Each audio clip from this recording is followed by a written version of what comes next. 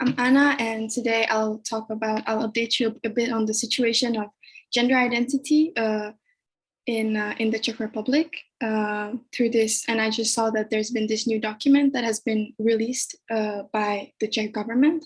So it's called the Czech Governmental Strategy for Equality and the Removal of Barriers Infringing the Dignity of LGBTI plus individuals for the years 2021 to 2026. So before that, I'd like to talk about the existing laws for now concerning gender identity.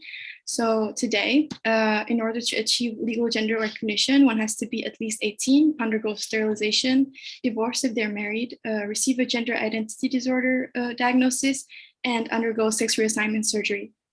Last time I was here, I talked about this, and I also mentioned that there were a few legal attempts to make legal gender change easier, but they were all overturned.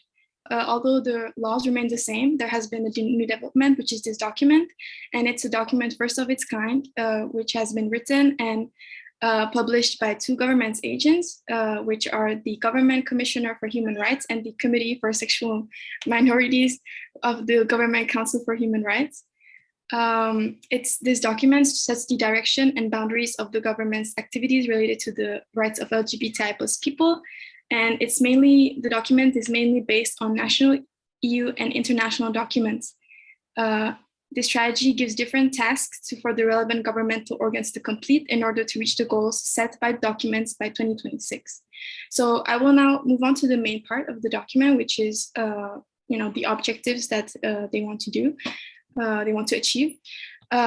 But I will only talk about the ones related to gender identity issues and the ones that I judge most important. But there's also, of course, there's also some positive plans for the LGBT community, which is, for instance, legalizing marriage for all. But I will not talk about those. I'll only talk about the ones related to gender identity issues. So firstly, they aim to include in the criminal code crimes motivated by sexual orientation and gender identity or other reasons. The document does not specify what a hate crime motivated by someone's gender identity entails. So I'm not sure whether misgendering someone would be considered a hate crime. Second, they aim to make state organs take into account the situation of LGBTI plus people in facilities for people deprived of their liberty or dependent on care. And this is an important and alarming point, as the document specifies that this entails measures such as the placement of people in relevant facilities on the basis of their own gender identity. So therefore, this means that men could claim to be women and be sent to women's prisons, for instance. Third, the strategy also stipulates the inclusion of trans and intersex issues into the education curriculums of health professionals and psychologists. Fifth, in schools, they intend to distribute and propagate documents which detail what homophobia and transphobia looks like and how to prevent it.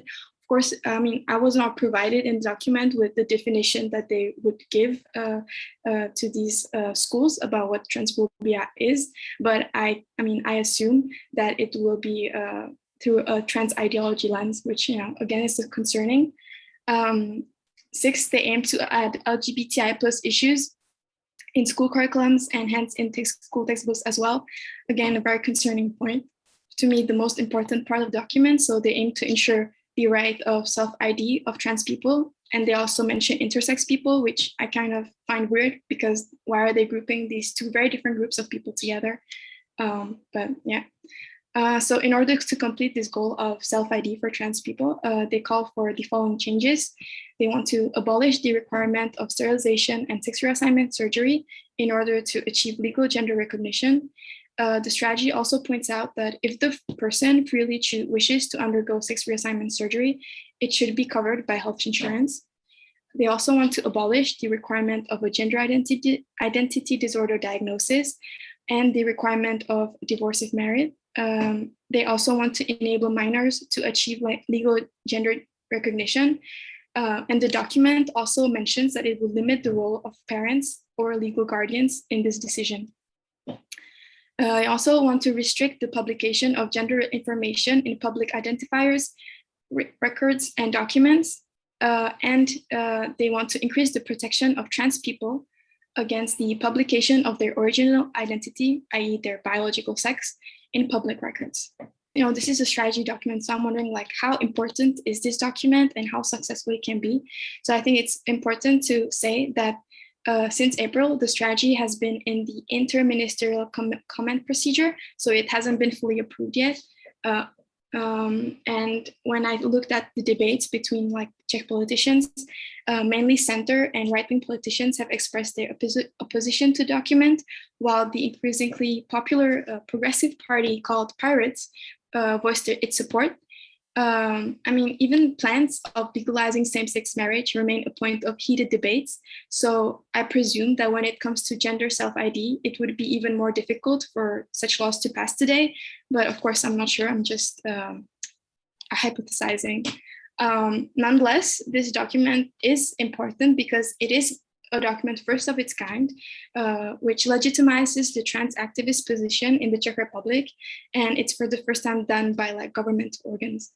And I assume that due to globalization and the expanding of social media's power, young people are also much more familiar and comfortable with trans ideology and think that it's like progressive. That's what I see on the internet, at least, that young people are more and more kind of brainwashed by these ideas.